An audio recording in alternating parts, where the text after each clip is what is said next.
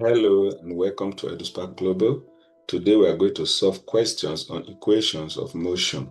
And the first question says, a car starts from rest and accelerates at 3 meters per second squared for 4 seconds. What is its final velocity? A car starting from rest means that the initial velocity, which is u, is 0 meter per second. So when a car or a body starts from rest, the initial velocity is 0 and accelerate at 3 meters per second squared. It means that our acceleration a equals 3 meters per second squared for 4 seconds.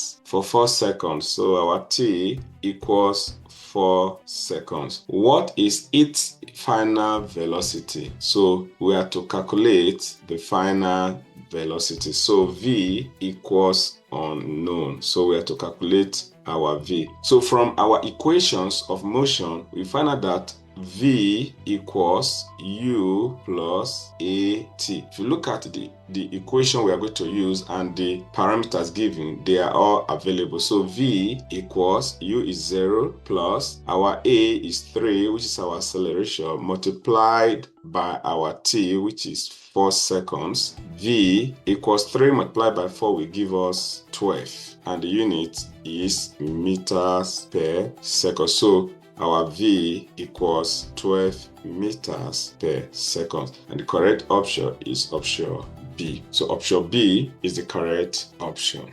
Question 2. A car moving at 20 meters per second slows down at a constant acceleration of -4 meters per second squared for 3 seconds. Find its final velocity. Now, a car moving at 20 meters per second means that the initial velocity u equals 20 meters per second. Slows down. Slowing down means deceleration, okay? At constant acceleration, since it is slowing down and you have -4 meters per second, the acceleration equals -4 meters per second square. This is actually deceleration, okay? Because the car slows down for 3 seconds. So the time equals 3 seconds. Find its final velocity. So our v equals unknown, okay? So we use the formula v equals u plus at.